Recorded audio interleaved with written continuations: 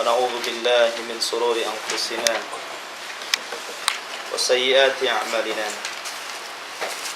من يهده الله فلا مضل له ومن يضلل فلا هادي له أشهد أن لا إله إلا الله وحده لا شريك له وأشهد أن محمدا عبده ورسوله الذي لا نبي بعده قال الله تعالى يا أيها الذين آمنوا اتقوا الله حق تقاته ولا تموتن إلا وأنتم مسلمون يا أيها الناس اتقوا ربكم الذي خلقكم من نفس واحدة وخلق منها زوجها وبث منهما رجالا كثيرا ونساء واتقوا الله الذي تساءلون به والأرحام إن الله كان عليكم رقيبا فإن أصدق الحديث كتاب الله وخير الهدى هدى محمد صلى الله عليه وسلم وشر الأمور محدثاتها وكل محدثة بدعة وكل بدعة ضلالة وكل ضلالة في النار. InsyaAllah pada malam hari ini kita lanjutkan kembali kajian masih membahas kitab Al-Jauhar Al-Maqnun Syarah Mandumah Al-Baikun, di mana kita sudah masuki halaman 12 yaitu Al-Marfu'. Berkata muallif rahimahullahu taala, wa ma udhifa lin nabiyil marfu'u wa ma litabi'in huwal maqtu'. Wa ma udhifa lin nabiyil marfu', dan apa saja yang disandarkan kepada Nabi sallallahu alaihi wasallam, maka hadis itu disebut marfu'.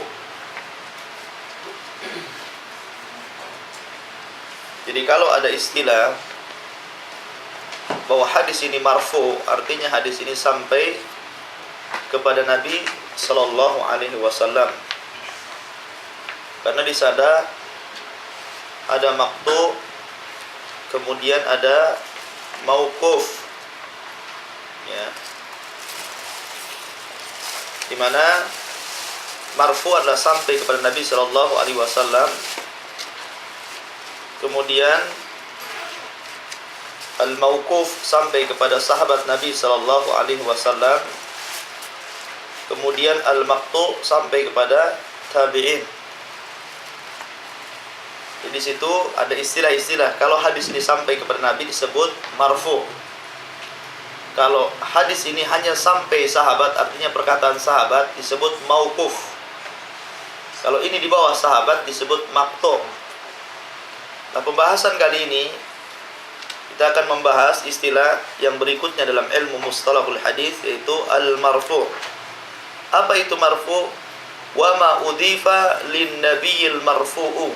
Apa yang disandarkan kepada Nabi, maka hadis itu disebut marfu'.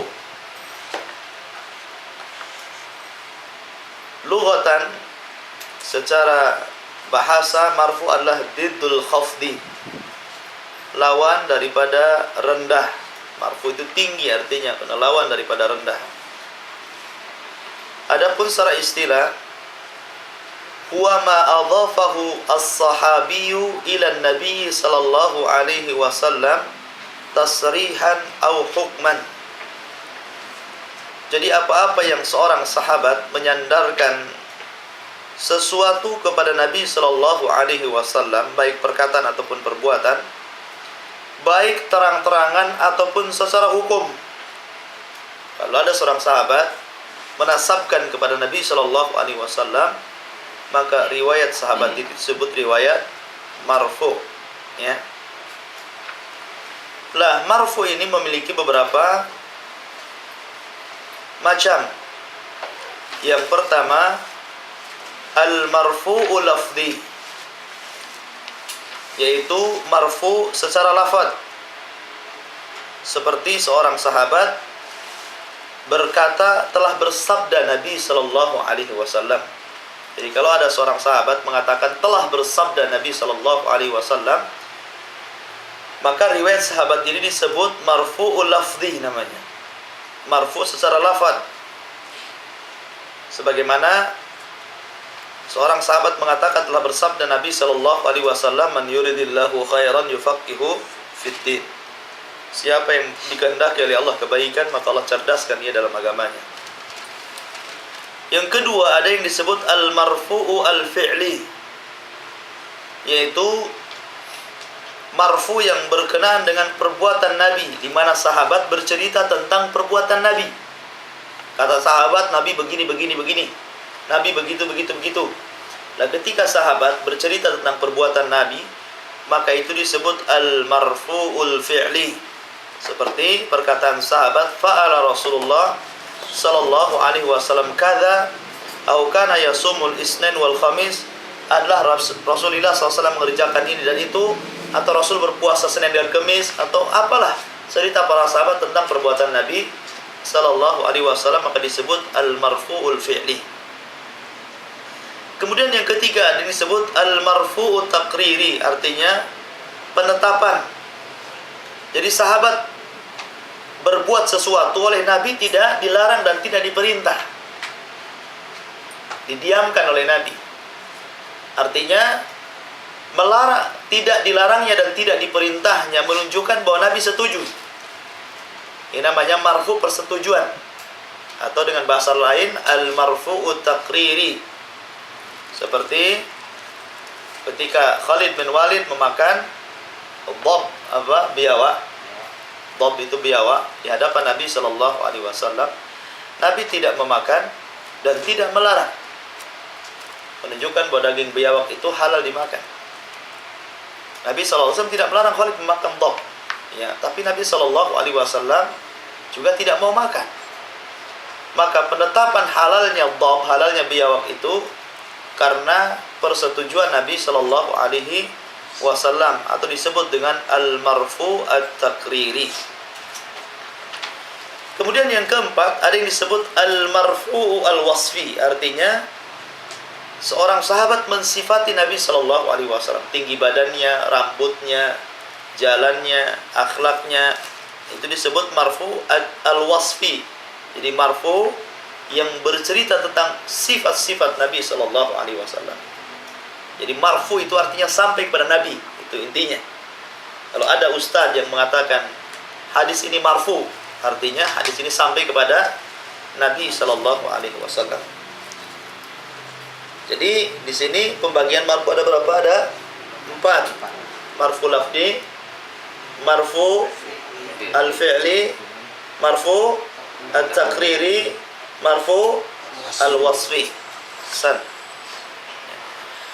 Kemudian Al-Hafidh Ibnu Hajar rahimahullahu ta'ala berkata, Ar-rafu innama yundaru fihi ilal matni dunal isnad.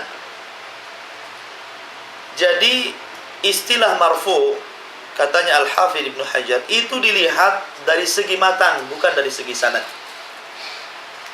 Kalau ada seorang sahabat mengatakan bersabda Nabi, berarti dia telah memarfukan perkara itu kepada Nabi.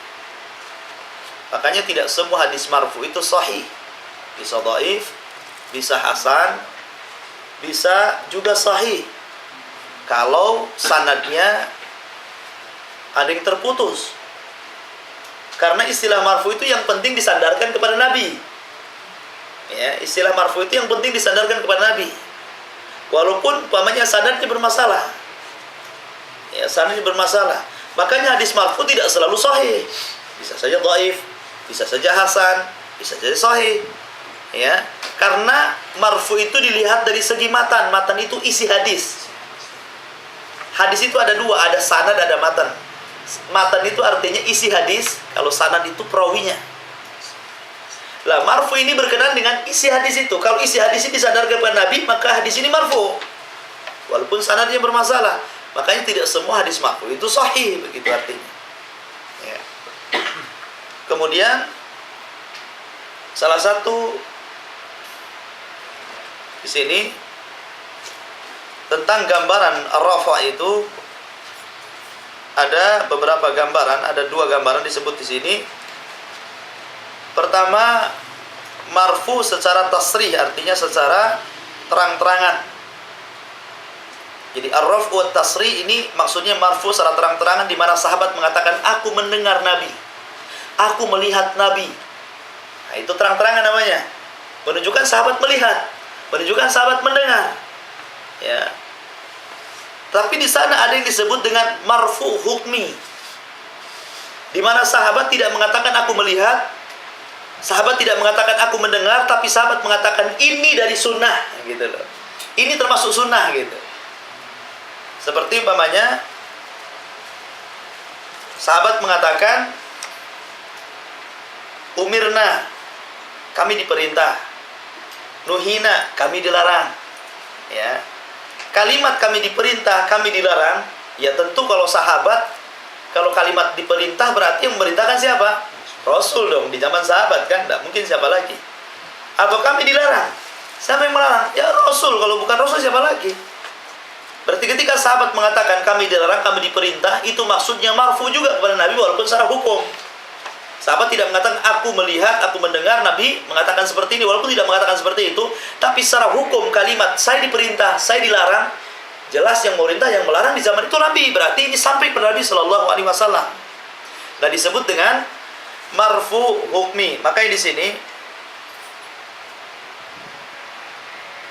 seperti perkataan Abdullah bin Abbas, contohnya di sini. Ketika mentafsirkan ayat Al-Quran, al-mu'minina yudnina 'alaihina min jalabibihin. Hendaklah wanita-wanita mukminah itu melembrehkan jilbab-jilbab mereka ke dada-dada mereka. Qala, kata Ibnu Abbas apa? Amarallahu nisa'al mu'minin idza kharajna min buyutihinna fi hajatin yughtina wujuhahunna min fawqi ru'usihinna bil jalabi. Allah Subhanahu wa taala merintahkan wanita-wanita mukmin apabila keluar dari rumah-rumah mereka dalam sebuah hajat, hendaklah menutup wajah-wajah mereka sampai ke dada-dada mereka. Lah, Ibnu Abbas ketika mengatakan seperti ini, tidak mungkin ini Ibnu Abbas tidak mendengar dari Nabi, karena dia bercerita tentang sebuah hukum, ya, tentang hukum anjuran seorang wanita apabila keluar menutup wajah. Ini nggak mungkin istilah Ibnu Abbas. Pasti Ibnu Abbas pernah bertanya hal ini kepada Nabi Sallallahu Alaihi Wasallam. Ataupun umpamanya seperti Su'il Abu Bakrin, Abu Bakar pernah ditanya tentang firman Allah wa faqihatan wa abba, dan buah-buahan di sorga. Maka Abu Bakar mengatakan ayyu sama'in tudilluni wa ayyu ardin tuqilluni in ana qultu fi kitabillahi ma lam a'lam. Langit mana lagi yang akan menaungiku, bumi mana lagi yang akan aku pijak jika aku mengatakan dalam Al-Qur'an sesuatu yang aku tidak diketahuinya. Lah, di sini bahwa para sahabat tidak pernah mengerjakan, melainkan pekerjaannya akan sesuai dengan sunnah. Maka perhatikan sabda Nabi Shallallahu Alaihi Wasallam, "Alaikum bisunnati wa sunnah khulafa'ir rasyidin al-mahdiyyin addu 'alaiha." Perhatikan, gigitlah, peganglah sunnahku dan sunnah khulafa'ur rasyidin. Addu 'alaiha. Rasul tidak mengatakan 'alaihima. Padahal di sini ada dua sunnah kan? Dua sunnah, sunnah sahabat dan sunnah Nabi. Mestinya secara kata ganti, mestinya Nabi mengatakan 'alaihima. Gigitlah keduanya, kan begitu. Tapi Nabi hanya mengatakan gigitlah sunnah itu tanpa menyebut kata-kata sunnah sahabat. Padahal sebelumnya Nabi mengatakan sunnahku dan sunnah sahabatku. Tapi ketika Nabi mengatakan gigitlah sunnah itu, Nabi tidak mengatakan gigitlah sunnahku dan sunnah sahabatku.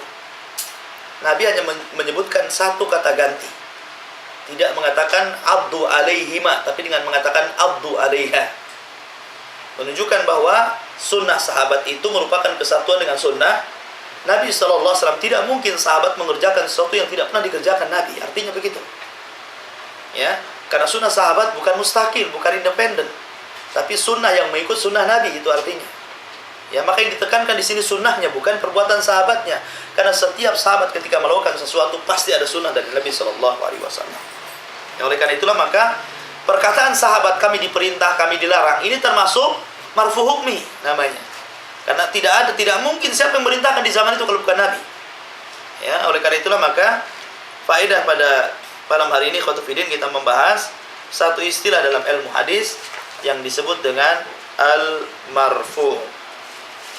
Ya, tetapi khotufidin, kalau yang mengatakan kami diperintah dan kami dilarang adalah tabi'in, maka hadis itu bukan marfu.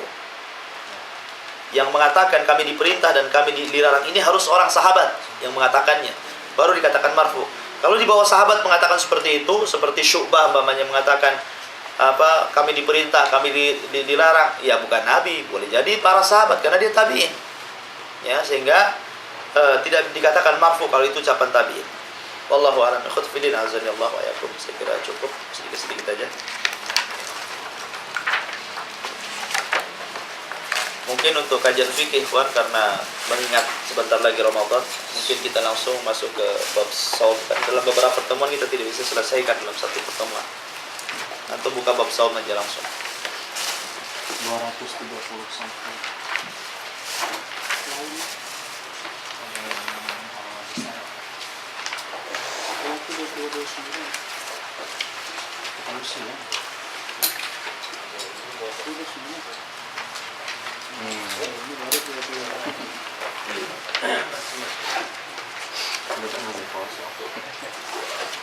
Alam berapa Pak?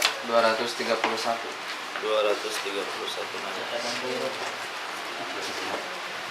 Kalau yang terjemah Allah 385. Yang terjemah 385. Iya. Kita masuk ke kitab Shaum.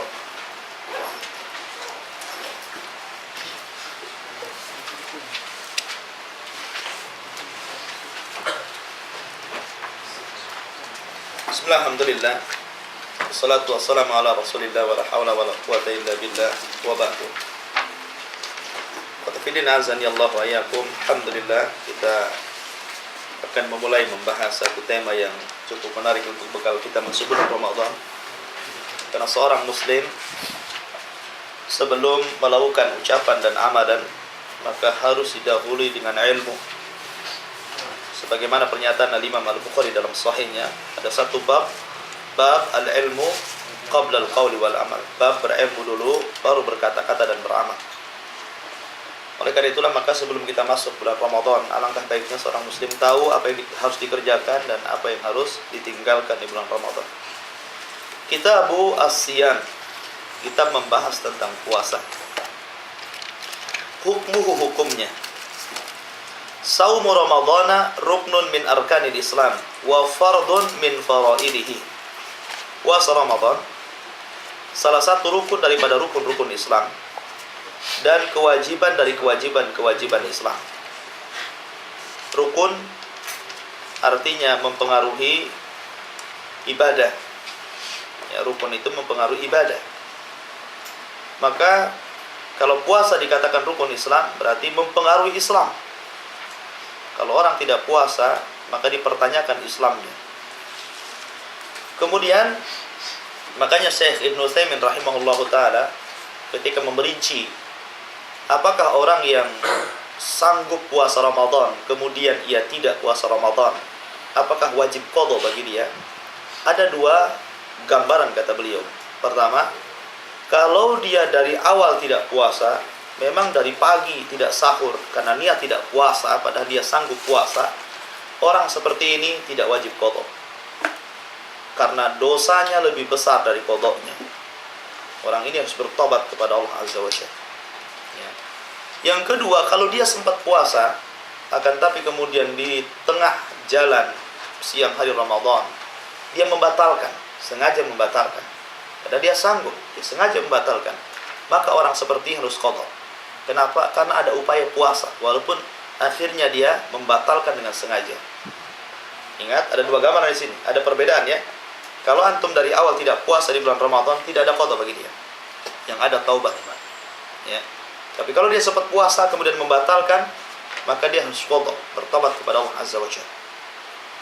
Itu perincian Syekh Ibnu Utsaimin dalam kitabnya Fiqhul Ibadah. Allah Subhanahu wa taala berfirman, "Ya ayyuhalladzina amanu kutiba 'alaikumus shiyam kama kutiba 'alal ladzina min qablikum la'allakum tattaqun."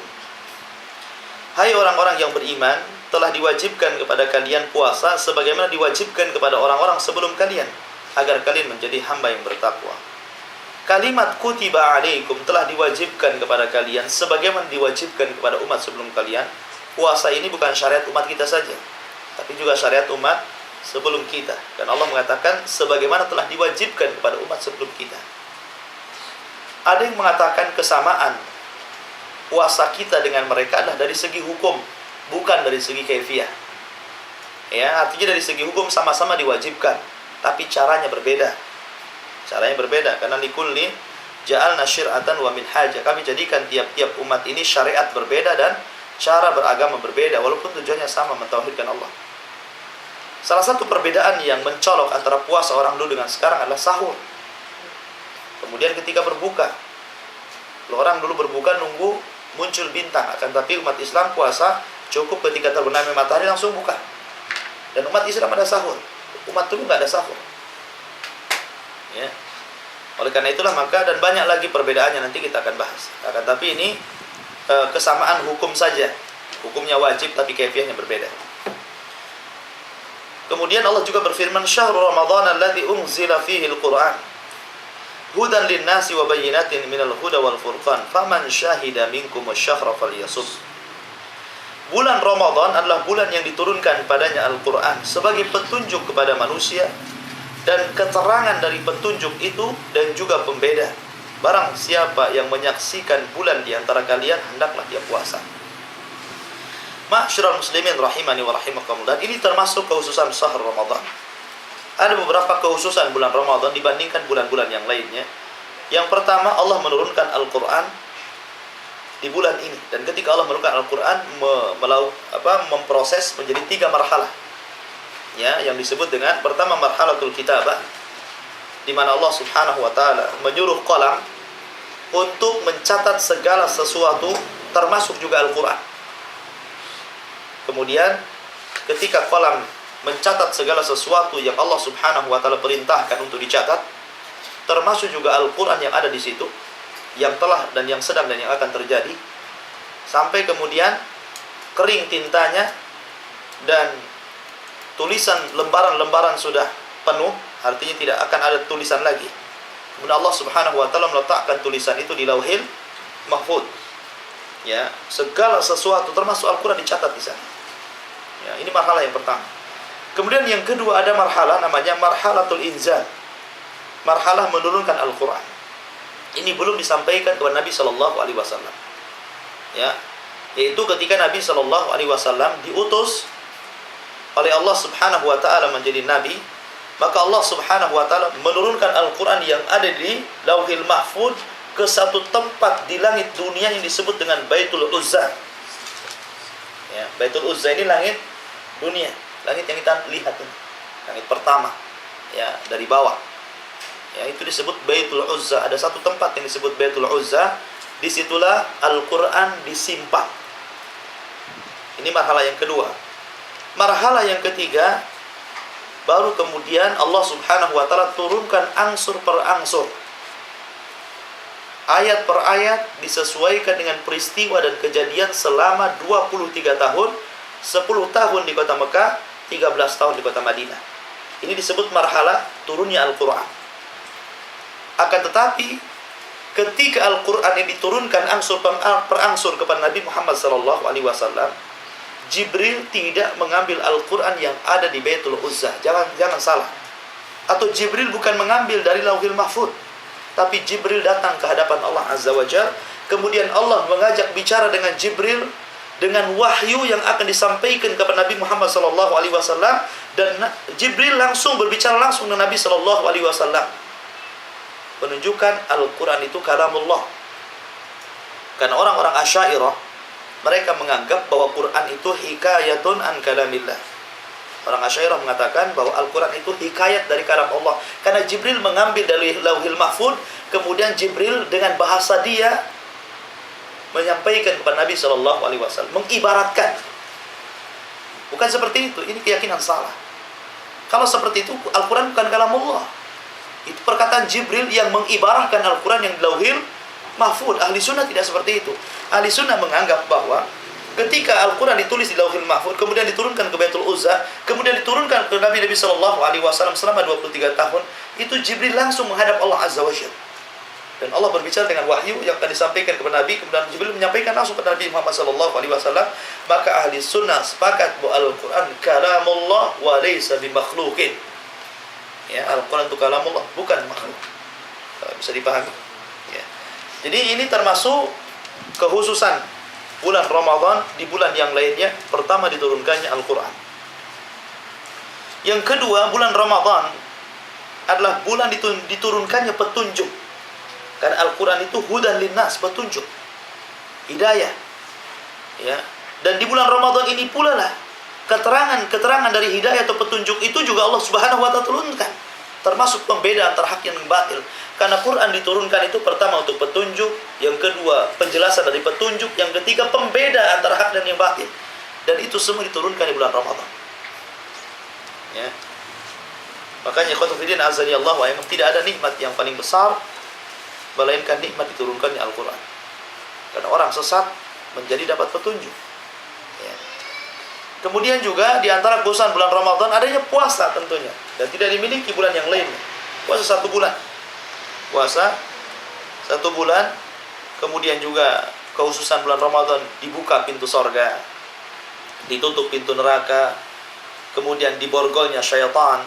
Artinya diborgol di sini, setan dikurangi gerak langkahnya, ya. Bukan berarti setan tidak ada. Setan itu banyak di bulan Ramadan. Akan tapi setan yang jahat-jahatnya itu diikat. Makanya ada yang mengatakan yang diikat itu maradatus syayatin, yang membangkangnya itu. Ya, jin-jin yang paling membangkang itu diikat. Tapi setan-setan yang lainnya, anak-anak buahnya masih berkeliaran, masih mengganggu anak Adam yang lainnya. Ya. Kemudian juga syahrul Ramadan disebut juga syahrul maghfirah, bulan di mana mudah orang itu diampuni dosa-dosanya. Kemudian juga bulan Ramadan termasuk syahrul dzikri wad du'a, bulan di mana tempat berzikir dan berdoa. Kemudian juga bulan Ramadan termasuk bulan jihad. Berapa banyak peperangan dalam Islam dimenangkan ketika bulan Ramadan, salah satunya perang Badar. Ya. Kemudian bulan Ramadan juga ada 1 malam yang lebih baik daripada 1000 bulan. Malam Lailatul Qadar tidak ada di malam-malam yang lainnya. Tidak seperti orang sufi mengatakan Lailatul Qadar akan turun setiap hari. Ya. Tidak, Lailatul Qadar itu hanya turun di malam Lailatul Qadar ketika bulan Ramadan saja. Ikhwatul fillah azani Allah wa iyyakum. Kita baca kembali. An Ibni Umar radhiyallahu anhu qala Rasulullah sallallahu alaihi wasallam buniyal Islamu ala khamsin.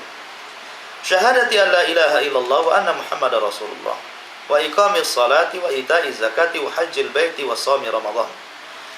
Dari Ibnu Umar radhiyallahu anhu dia mengatakan Nabi SAW bersabda, dibangun Islam ini di atas 5 pilar, persaksian bahwa tidak ada sembahan yang berhak disembah kecuali Allah, dan bahwa Muhammad adalah utusan Allah, kemudian menegakkan salat, melaksanakan zakat, haji ke Baitullah Haram, dan juga puasa Ramadan.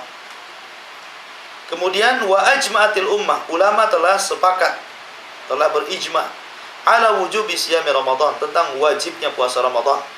Wa annahu ahadu arkanil Islam, dan puasa Ramadan salah satu rukun daripada rukun-rukun Islam, allati ulimat minad dini bidurah, yang diketahui dalam agama ini secara terang. Wa anna munkirahu kafirun murtaddun anil Islam, siapa yang mengingkari puasa Ramadan maka dia kafir murtad dari Islam. Menunjukkan bahwa perintah puasa itu berdasarkan Al-Quran, Sunnah, dan ijma para ulama. Ya.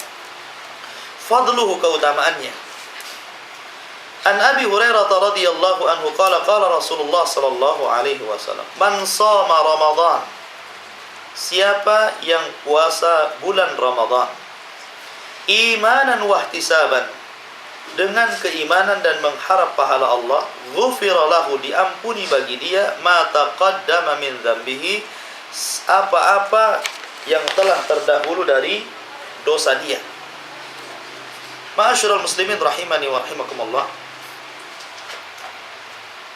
Berbicara tentang kalimat Ramadan, barang siapa yang berpuasa Ramadan. Kalimat puasa ikhwan secara bahasa al-imsak artinya menahan diri. Tapi yang dimaksud di sini secara istilah artinya menahan diri dari setiap yang membatalkan dari terbit fajar sampai terbenamnya matahari, itu artinya puasa di sini. Ya, tidak sebagaimana puasanya orang-orang sufi. Ya, puasanya orang-orang sufi adalah mereka menyendiri di satu tempat, masuk di satu ruangan, kemudian bersemedi di situ. Bukan seperti itu. Ya, puasa umat Islam tidak seperti itu, tidak sebagaimana apa yang dilakukan oleh orang sufi. Jadi puasa adalah menahan diri dari apa-apa yang bisa membatalkan. Ya, yang membatalkan makan, minum, jima dan yang lainnya. Pokoknya apa sih yang membatalkan? Dari terbit fajar shadiq sampai terbenamnya matahari. Kemudian ikhwatu fillah azanillahu wa iyyakum, tentang kalimat Ramadan. Kalimat Ramadan. Di situ man shama, barang siapa yang berpuasa Ramadan. Kalimat Ramadan ini khilaf ulama. Ada yang mengatakan bahwa Ramadan di sini nama daripada nama-nama Allah Subhanahu wa taala. Jadi kalimat Ramadan, ada sebagian ulama yang mengatakan dia adalah nama dari nama-nama Allah Subhanahu wa taala. Akan tetapi pendapat yang kuat tidak. Pendapat yang kuat bahwa Ramadan bukan nama dari nama-nama Allah, tapi dia nama bulan. Kenapa bulan itu disebut Ramadan? Sebagian para ulama mengatakan sababu tasmiyati Ramadan bihadzal ism, bahwa sebab penamaan Ramadan dengan kata-kata Ramadan, li'annahu yarmadudz dzunub, karena pada bulan itu dosa-dosa Bani Adam dihancurkan. Dosa-dosa Bani Adam dibakar. Ya, jadi Ramadan itu artinya membakar. Yarmadudz dzunub berarti membakar dosa. Ya. Atau ada yang mengatakan bahwa karena ketika itu manusia sedang panas-panasnya. Orang kalau lapar kan panas. Ya. Maka disebut Ramadan karena orang lagi panas semua, kelaparan. Ya. Ada yang mengatakan bahwa karena memang pada bulan itu adalah bulan yang sangat panas, artinya musim panas. Ketika disyariatkannya puasa, maka disebut bulan itu bulan Ramadan, bulan membakar. Tapi yang lebih dekat dari penamaan Ramadan, ikhwan, adalah yarmadudz dzunub, artinya bulan itu bulan tempat mudahnya seorang muslim menggugurkan dosa-dosanya di hadapan Allah Subhanahu wa taala. Jadi, barang siapa yang berpuasa Ramadan, berpuasa di bulan Ramadan, bulan yang penuh dengan pembakaran dosa. Itu artinya. Barang siapa yang berpuasa di bulan yang penuh dengan pembakaran dosa, ya, imanan dengan keimanan, wahtisaban dan mengharap pahala Allah Azza wa Jalla, ghufira lahu, diampuni bagi dia. Maksudnya diampuni di sini bukan dosa besar, tapi dosa-dosa kecil. Karena dosa besar tidak bisa diampuni dengan puasa. Dosa besar hanya diampuni dengan taubat dan nasuha. Yang dimaksud di sini ghufira, diampuni bagi dia dosa-dosa kecilnya, ma taqaddama min dambi, apa yang sudah ia pernah kerjakan. Karena seorang hamba itu tidak bisa terhindar dari dosa, ikhwan. Jangan pernah kita katakan saya belum pernah melakukan dosa. Siapa bilang? Semua manusia berbuat dosa. Kullu bani Adam khata'. Setiap anak Adam pasti berbuat dosa, berbuat salah. Kalau enggak tangan yang berbuat dosa, mata. Kalau enggak mata, telinga. Kalau enggak telinga, otak kita mikir macam-macam. Kalau enggak, kaki kita melangkah, badan kita bergerak. Ya, macam-macam. Seluruh anggota badan kita ini bisa berbuat dosa. Cuman keadilan Allah Subhanahu wa taala, tidak semua dosa itu dianggap besar. Ada dosa-dosa kecil. Walaupun para ulama sering memberikan nasihat kepada kita, walaupun ada perbedaan ataupun ada pembagian, ada dosa kecil, ada dosa besar, jangan kita suka membagi-bagi. Ini kan dosa kecil saja, belum besar, apa-apa. Kata siapa nggak apa-apa. Kalau dosa kecil dikumpulkan jadi besar. Ya, makanya jangan suka memilah-milah ini dosa kecil, ini dosa besar, karena akan terangsang melakukan dosa. Akan tapi tanamkan dalam jiwa kita kepada siapa kita melakukan dosa. Pada Allah Azza wa Jalla tentunya. Ya.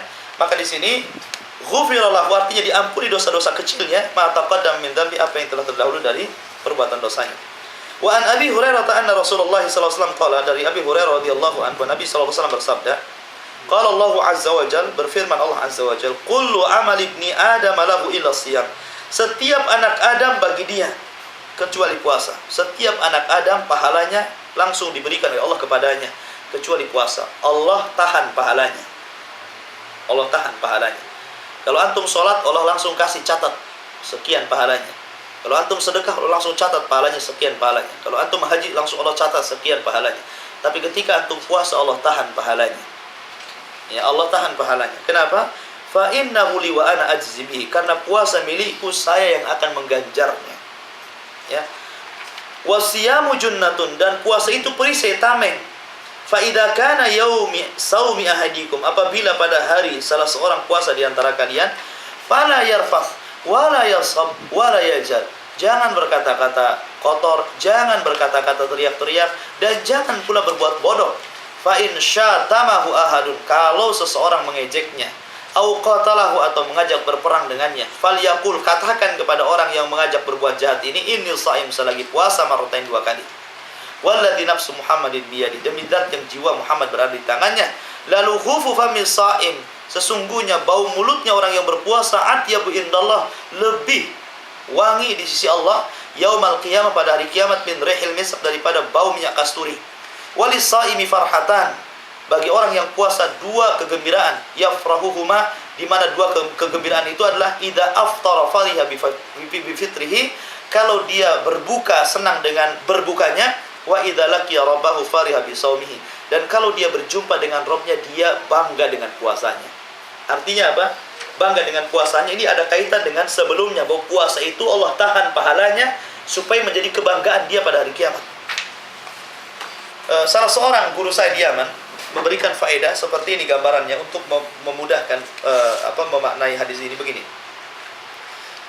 Manusia akan dikumpulkan setelah berhasil melewati Shiratal Mustaqim di satu ujung jembatan yang disebut dengan kontor. Kontor ini ada yang mengatakan jembatan lain daripada Shiratal Mustaqim, ada yang mengatakan dia adalah sambungan dari Shiratal Mustaqim, ujung dari Shiratal Mustaqim dekat ke dalam sorga, sudah dekat dengan pintu sorga. Lah ketika manusia berhasil melewati Shiratal Mustaqim, wa in kuntum illa wariduha, kata Allah, setiap manusia yang beriman pasti melewati Shiratal Mustaqim, kecuali yang kafir langsung masuk ke jahanam. Lah ketika orang sudah berhasil, baik dengan cara apapun, ada yang secepat kilat, ada yang menunggang, ada yang merangkak, yang jelas sudah sampai di satu tempat yang disebut kontorah, jembatan ujung Shiratal Mustaqim, maka manusia akan dihadapkan dengan kasus per kasus berkaitan dengan dosa Bani Adam. Ya, kalau Anda dulu pernah membunuh, maka di kontorah inilah akan terjadi barter pahala dan dosa. Kalau Anda pernah mengambil harta orang, maka di kontorah inilah orang akan barter pahala dan dosa. Kalau orang pernah menyakiti si fulan, pernah membunuh si fulan, pernah menggibah si fulan, pernah berdusta si fulan, pernah mengambil hak si fulan, maka di kontorah inilah kasusnya akan diangkat. Maka ketika padahal kontorah ini sudah dekat ke surga, ya kawan, tapi semua tertahan di sini. Ya. Tertahan ketika tiba-tiba orang ini ingat, loh, kamu dulu mendolimi saya. Akan bertemu nanti di kantor. Kamu dulu mendolimi saya. Sekarang saya akan berikan dosa saya kepadamu dan saya ambil pahalamu. Semua orang seperti itu. Sampai ada orang yang bangkrut ketika itu. Sama sekali amalnya sedikit, ya. Sementara dosanya banyak kepada sama manusia. Sehingga ketika dia diambil pahalanya, habis pahalanya, dosa orang itu dibebankan kepadanya, kan bangkrut namanya. Ibarat usaha, modalnya diambil, antum suruh nanggung hutang orang, kan bangkrut namanya. Ya, itu sama seperti itu. Pahala antum diambil, dosa orang antum terima. Ya, maka disebut muflis, disebut bangkrut. Kata Nabi, atadruna mal muflis hadhil ummah. Tahukah kamu siapa yang bangkrut dari umat ini? Maka para sahabat mengatakan orang yang bangkrut, orang yang nggak punya dirham, orang yang punya dinar. Para sahabat polos saja. Tapi Nabi mengatakan bukan itu hakikat orang bangkrut, tapi orang yang bawa salat, pahala zakat, pahala sedekah. Di sisi lain dia pernah menyakiti orang, pernah membunuh orang, pernah mengambil hak orang. Maka disitulah akan terjadi barter pahala dan dosa. Ada seorang hamba yang saking sialnya habis kebaikannya. Habis kebaikannya. Dan ia harus menanggung dosa orang. Ya. Ketika itu dia mengatakan celaka, karena aku tidak bisa masuk surga. Disitulah Allah Subhanahu wa ta'ala akan membuat bangga dia dengan pahala yang ditahannya. Salah satu pahala yang ditahannya apa? Puasa. Asyamuli wa ana ajzi bihi. Puasa ini milikku dan aku yang akan mengganjarnya. Allah tahan pahala ini. Ketika seorang hamba itu sudah tidak lagi memikirkan sebuah pahala, karena pahalanya dibagi-bagi orang yang pernah dizaliminya dan ia harus menanggung dosa-dosa orang-orang yang pernah disakitinya, maka tiba-tiba Allah Subhanahu wa taala mendatangkan pahala puasanya. Dan ternyata pahala itu lebih besar daripada dosa yang ditanggungnya. Sehingga puasanya menjadi syafaat dia dan memasukkan dia ke dalam surga. Ini yang dimaksud sabda Nabi SAW, as-siyamul li wa ana azzibihi. Puasa itu milikku, untukku, saya yang akan mengganjarnya. Dipahami? Ya. Ikhwatu fiddin azani Allah wa iyyakum. Itu maksudnya hadis ini.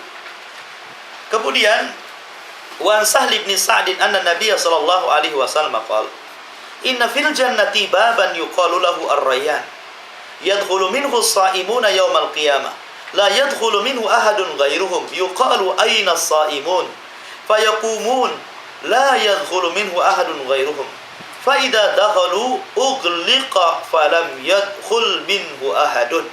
Ya. Dari Sahl bin Sa'd bahwa Nabi sallallahu alaihi wasallam bersabda, sesungguhnya di surga ada satu pintu yang disebut Rayyan. Yadkhulu minhu shaimun, di mana pintu ini tempat orang-orang yang puasa masuk di situ pada hari kiamat. Ya. La yadkhulu minhu ahadun ghairuhum, selainnya tidak mungkin masuk dari pintu ini kecuali orang yang puasa. Yuqal, maka dikatakan penyeru dari pintu itu, aina shaimun, siapa di antara kalian yang ahli puasa? Fayaqumun, maka orang-orang yang ahli puasa itu berdiri semuanya. La yadkhulu minhu ahadun ghairuhum, tiba-tiba ketika manusia berjubel hendak masuk dari pintu Rayyan, tiba-tiba yang diperbolehkan masuk hanya orang-orang yang ahli puasa saja. Ya. Fa idza dakhalu, apabila seluruh orang yang ahli puasa masuk, ughliq, langsung ditutup pintu itu. Falam yadkhul minhu ahadun. Tidak ada lagi yang bisa masuk dari pintu itu.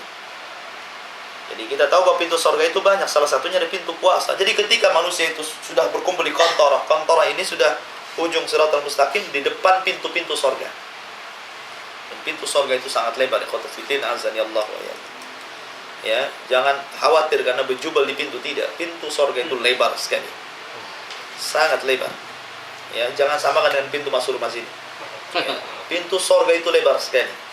Ketika para penyeru dari pintu surga itu menyerukan, siapa di antara kalian yang puasa? Seluruh manusia bangkit semuanya.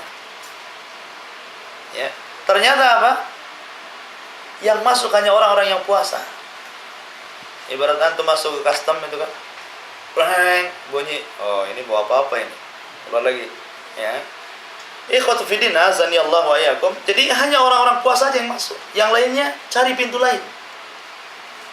Makanya kadang-kadang ikhwatu fiddin, Allah Subhanahu wa taala itu dengan keadilannya memberikan kepada seseorang itu keahlian masing-masing. Ada orang itu diahlikan salat. Kalau salat rajin nih Masya Allah, yang lainnya malas. Ada orang itu kalau puasa Masya Allah luar biasa, sedekahnya pelit. Ada orang yang sedekahnya Masya Allah mudah dia ngeluarin duit, ya, tapi ibadahnya malas. Jadi Allah Subhanahu wa taala itu memberikan orang itu keahlian masing-masing. Lah keahlian yang Allah berikan inilah yang harus kita jaga. Kalau antum memang pakar di puasa istiqomah dalam puasa. Antum pakar dalam qiyamul lail, maka qiyamul lail antum jaga. Kalau antum pakar dalam sedekah, antum pertahankan sedekah dan begitu seterusnya. Ya, tidak semua orang yang pakar semuanya kecuali Abu Bakar Siddiq radhiyallahu anhu. Ya, makanya Abu Bakar Siddiq kata Nabi, silahkan masuk dari pintu mana saja yang kau sukai. Dari 8 pintu surga mana yang kau sukai. Wallahu a'lam bishawab. Ikhwatu fiddin azan ya Allah. Saya kira cukup. Silakan kalau ada yang bertanya. Tadi disebutkan bahwa mulut orang yang berpuasa di sisi Allah pada kiamat dari sinar daripada semoga minyak wangi kafir. Nah di sini apakah lebih afdol orang yang berpuasa itu tidak suci atau disuap? Iya. Alhamdulillah. Perlu antum ketahui bahwa minyak kasturi itu diambil dari satu hewan yang namanya kijang. Tahu kijang? Hewan kijang atau menjangan. Yang kalau dia lari dengan lari kecepatan tinggi, maka dia akan menampung darah sedikit tidak banyak. Darah itulah yang diambil sebagai minyak. Dan wanginya luar biasa. Jadi ambil dari menjangan yang habis lari kencang begitu, kijang yang lari kencang, nanti ada di beberapa tempat darah itu akan mengumpul di situ. Di situlah diambil. Itulah minyak kasturi namanya. Dan ini yang dikecualikan. Boleh menggunakan darah yang terpisah dari hewan dan tidak dikatakan najis. Ya, dan ini adalah minyak yang terwangi. Makanya setiap Nabi SAW memberikan contoh tentang kebaikan, keharum-haruman, mesti minyak kasturi yang menjadikan contoh, karena minyak terbaik. Ya, bahkan ketika Rasulullah SAW menjelaskan tentang debunya sorga, wa turbatuhal mis, bahwa debunya sorga itu minyak kasturi, seolah-olah sorga itu minyak wangi semuanya. Ya, gimana debunya saja seperti minyak kasturi, berarti kan semua satu sorga ini minyak wangi semua. Makanya wajar kalau baunya sorga itu tercium sejauh perjalanan 40 tahun lamanya. Ya, sebagaimana ketika Rasul mengatakan, "Man qatala muahidan lam yarah raihatal jannah wa inna rihaha." Nah, perhatikan, sesungguhnya rihnya, baunya sorga itu la yujadu min masirati arba'ina aman, mampu tercium sejauh perjalanan 40 tahun lamanya. Iyalah debunya saja dari minyak kasturi. Ya. Ikhwat fillah azani Allah wa iyyakum. Jadi bahkan sampai ke dunia, baunya surga itu bisa tercium sampai ke dunia. Ya, salah satunya kisah siapa yang antum tahu? Kisah seorang sahabat, Anas bin Nadar. Ya, Anas bin Nadar ketika perang Uhud, ketika pasukan korat-karit ke sana kemari karena isu kematian Nabi Shallallahu Alaihi Wasallam, maka Anas bin Nadar bangkit dengan mengatakan, ya, mutu ma mata alaihi Rasulullah sallallahu alaihi wasallam. Matilah kalian sebagaimana Nabi kita telah meninggal. Artinya, daripada hidup buat apa? Nabi mati bersama Nabi, gitu maksudnya. Kemudian dia mengatakan, wallahi inni la ajidu rihal jannah min kibalil Uhud. Kata Anas bin Malik, sungguh aku sudah mencium bau sorga di belakang bukit Uhud ini. Menunjukkan bau-bau sorga itu sampai ke dunia. Nah, Anas bin Nadar mengatakan, saya mencium bau sorga di balik bukit Uhud ini. Ya, bayangkan, dari sorga, padahal sorga itu di atas langit ke-7 sana, di bawah arsy Allah Azza wa Jalla, karena atapnya itu arsy Allah, baru kemudian bawahnya sorga, kemudian barulah lautan. Ya, jadi tentang masalah, kembali ke masalah dan itu bau mulutnya ternyata lebih baik daripada minyak kasturi. Maksud bau mulut di sini bahwa bau yang dikeluarkan orang yang puasa itu bukan karena kotoran yang ada dalam gigi-gigi, jangan salah.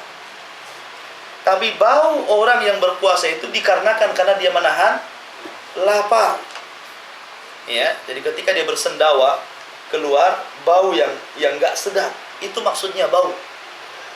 Bukan yang ada di gigi. Makanya para ulama mengatakan tidak mengapa pakai siwak, karena tidak menghilangkan bau di situ. Ya, enggak masalah pakai siwak, walaupun sebagian para ulama memperinci. Ya, tidak boleh siwak itu dari ba'da zawal, yaitu setelah duhur ke atas makruh hukumnya. Kalau bersiwak dari duhur ke bawah, dari pagi sampai duhur maksudnya. Kalau dari duhur ke atas itu makruh hukumnya. Tapi pendapat yang kuat tidak makruh, bahkan disunahkan untuk membersihkan. Karena bau mulut orang yang puasa bukan ditimbulkan dari gigi, tapi dari perut. Ya, itu pendapat yang kuat. Wallahu a'lam. Nanti kita akan bahas tentang masalah siwak. Iya. Apa termasuk puasa sunnah juga? Kenapa? Kan termasuk sunnah pintu bukan maksudnya yang Keutamaan. keutamaannya. Iya. Masuk juga puasa sunnah. Kalau antum ahli puasa Senin Kemis, antum ahli puasa Daud, antum, karena di sini Nabi SAW tidak menyebut kalimat Ramadan. Nabi SAW hanya menyebut orang yang berpuasa. Bagi orang yang berpuasa memiliki pintu yang disebut dengan Rayyan. Nabi tidak menguruskan dengan Ramadan. Tapi kalau dikatakan puasa, maka mindset seorang muslim langsung ke Ramadan. Kan begitu, karena itulah puasa yang paling lama dalam setahun. 1 bulan lamanya kita berpuasa. Ya, dahulu memang pertama diwajibkan bukan Ramadan, tapi puasa Asyura itu pertama kali diwajibkan dalam Islam. Ketika Nabi SAW hijrah dari Mekah ke Madinah, dilihatnya orang Yahudi sedang puasa tanggal 10 bulan Muharram. Maka Nabi berkata, puasa apa kalian? Orang Yahudi mengatakan ini puasa karena kami menghormati Nabi Musa. Ya, Nabi Musa diselamatkan oleh Allah Azza wa Jalla dari kejaran Firaun, kemudian berhasil berlabuh di Bukit Jud pada tanggal 10 Muharram. Maka Musa kemudian sujud syukur dan kami berpuasa ikut bersyukur. Itu alasan orang Yahudi. Ada yang mengatakan Nabi Nuh diselamatkan. Adapun kemudian cerita Jawa yang mengatakan Nabi Nuh yang mengajarkan bubur suro. Ini apa ini? Nggak ada cerita. Suruh. Orang yang bilang ini bubur suro katanya syariatnya Nabi Nuh. Nabi Nuh diutus bukan ngajar bubur. Bukan ngajar buat bubur, bukan. Nabi Nuh diutus untuk berdakwah, untuk menjalankan tauhid, mengajarkan tauhid kepada umat ini. Kenapa pula sibuk buat bubur? Ya, ini bukan syariat Nabi Nuh. Dan apa Nabi Nuh ngajar buat bubur? Nabi Nuh itu diutus oleh Allah Azza wa Jalla sebagai utusan mendakwakan dakwah tauhid. Ya, jadi tidak benar.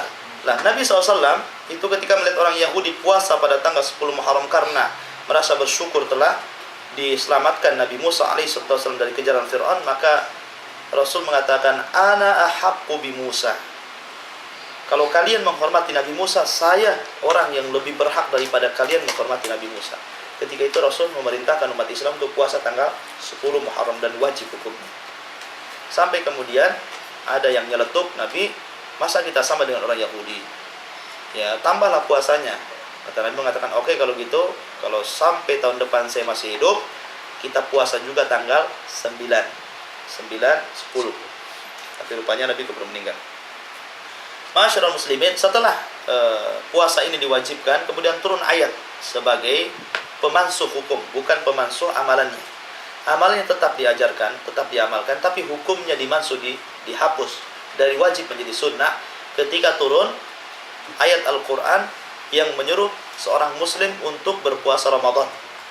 Ya. Wa 'alal ladzi yutiqunahu fidyatu ta'amu miskin. Akan tetapi ketika turun ayat ini belum diwajibkan secara mutlak, masih dalam tahap pilihan. Silahkan kamu puasa, silahkan juga tidak, tapi yang tidak harus bayar fidyah.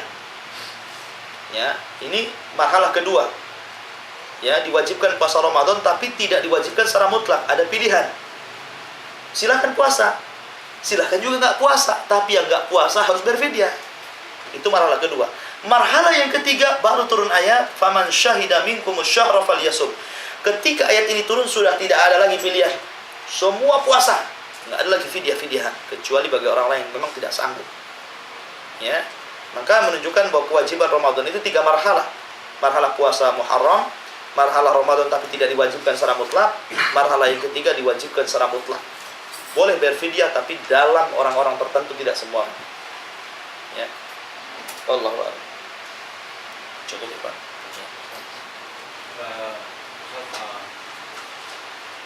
Minta tahu asal usulnya puasa, syariat berpuasa itu sampai ke Indonesia yang dengan disebarkannya seperti niat dan doa berbuka puasa, apakah itu doa berbuka puasa dengan doa niat sahur, dan itu tidak ada dalam dalil, apakah benar itu? Alhamdulillah. Iya. Islam sampai ke negeri kita ini memang tidak murni ahli sunnah. Gerakan ahli sunnah ini baru-baru ini saja. Ya. Jauh sebelum kita, sebelum gerakan ahli sunnah, mungkin dulu Imam Bonjol, konon gerakan ahli sunnah, kemudian Dahlan, Muhammadiyah, ya, kemudian Al-Irsyad, ya, Surkati itu siapa itu ya, Ahmad Surkati, dan banyak lagi. Jadi mereka baru-baru ini saja. Sebelum mereka itu kisah-kisah Wali Songo dan yang lainnya sudah mendahului mereka semua. Dan kita tahu bahwa Islam yang masuk ke negeri kita ini banyak dikuasai orang tasawuf. Orang tasawuf. Apalagi ketika terjadi revolusi Iran, ketika Khomeini berkuasa belasan tahun yang silam, Syiah menjalar ke negeri kita. Bayangkan. Atau tahu tahun berapa revolusi Iran? Udah lama. Syiah masuk ke negeri kita ketika terjadi revolusi Iran. Sehingga tercampur aduk macam-macam. Alhamdulillah gerakan Tajdid Sunnah ini mulai muncul belakangan ini. Dan alhamdulillah sambutan masyarakat cepat menerima. Karena bagaimanapun fitrah, akal yang sehat tidak mungkin bertentangan dengan nas yang sahih. Orang kalau punya akal sehat, dihadapkan nas Al-Quran dan Sunnah pasti menerimanya. Kalau ada orang yang tidak menerima Quran dan Sunnah, sakit itu otaknya. Ya, karena akal yang sehat tidak mungkin bertentangan dengan nas yang sahih. Matematika 1 tambah 1 2 itu. Khotfidin azani Allah wa yakum.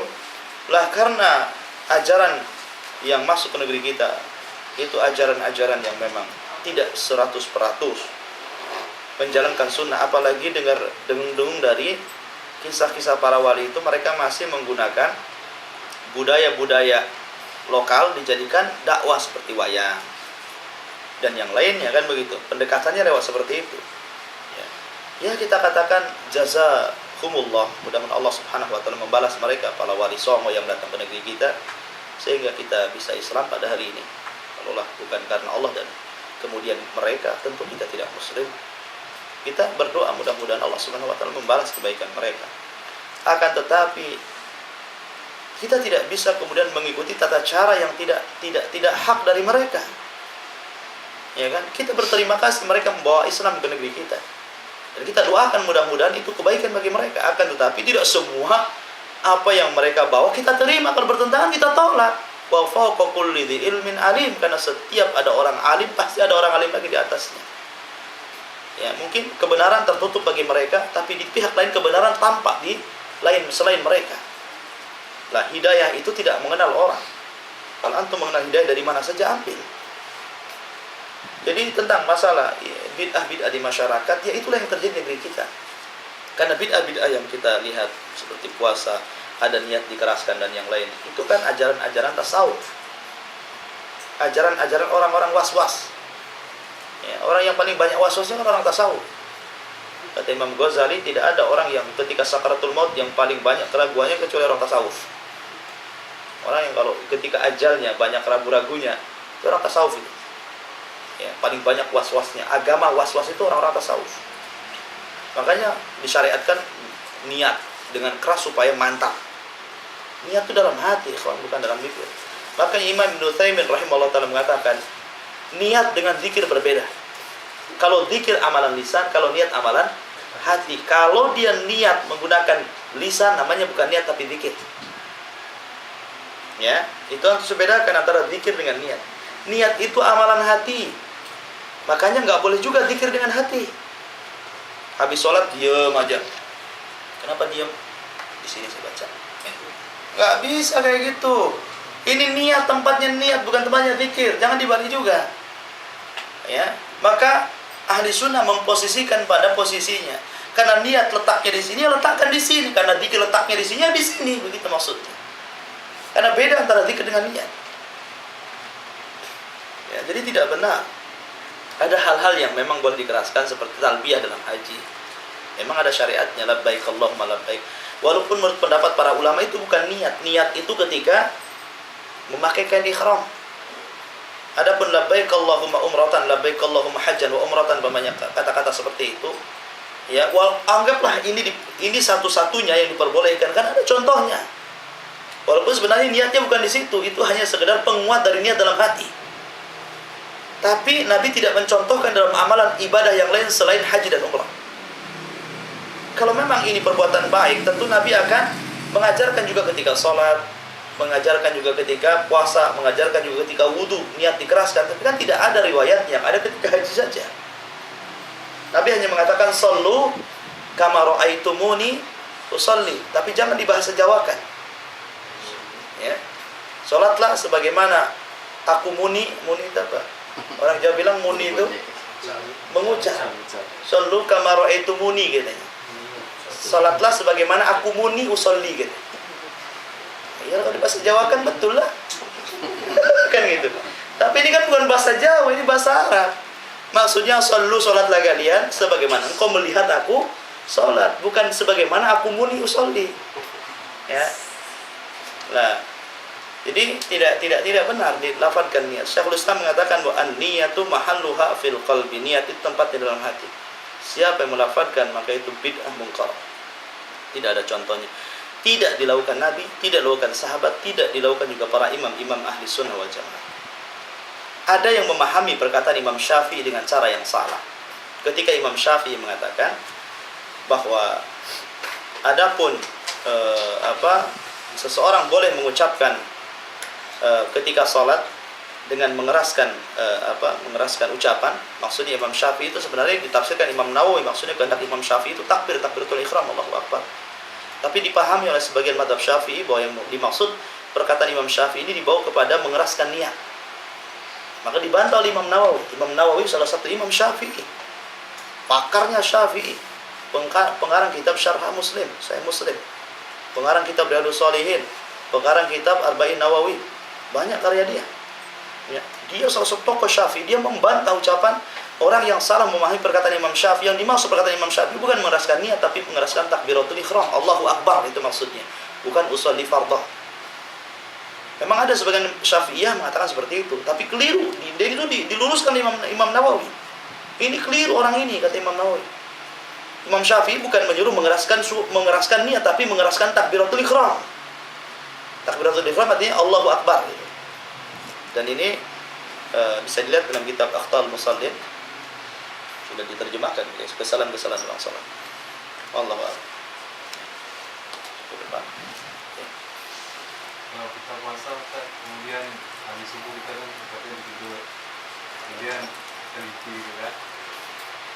Terus itu kita kita mandi tanpa ada niat itu mandinya, kemudian kita sudah zuhur. Apakah puasa kita gimana?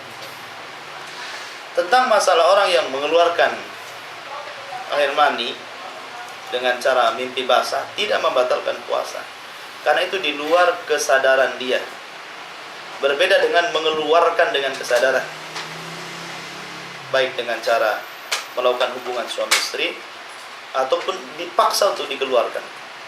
Maka para ulama mengatakan batal puasanya. Tapi kalau di luar kesadaran kemudian dia keluar seperti orang mimpi, itu kan di luar kesadaran dia. Maka bukan atas kehendak dia mengeluarkan, memang di luar kesadarannya, sehingga dia mimpi basah. Maka orang seperti ini tidak membatalkan puasa, dan ia harus cepat mandi sebelum sholat. Dan harus ada niat. Kalau nggak ada niat, nggak sah mandinya. Berarti dia belum mandi janabah, tetap junub dan tidak sah sholatnya. Harus niat. Ya, karena yang membedakan mandi besar dengan mandi kecil itu, arti mandi besar itu mandi junub, mandi kecil mandi biasa, itu dengan niat. Walaupun sama gaya mandinya. Ya, gaya mandinya gaya bebek, pak. Tapi ada niat, saya mandi junub. Maka dia sudah mandi junub. Karena kaifiyah mandi ada dua, ada sesuai dengan tata cara yang diajarkan Nabi, wudhu dulu, bersihkan dulu kotoran di kemaluan, kemudian pukul dulu ke tembok, ya, kemudian akhirkan sebagian riwayat akhirkan kaki. Itu riwayat yang sesuai sunnah. Tapi boleh juga mandi itu asal-asalan. Yang penting terbasahi semua anggota badan, ada niat dalam hati, saya ingin mandi janabah. Itu sudah cukup. Walaupun antum jebur terus naik lagi begitu. Tapi ketika jegurnya itu antum niat mandi junub, sah, tidak masalah.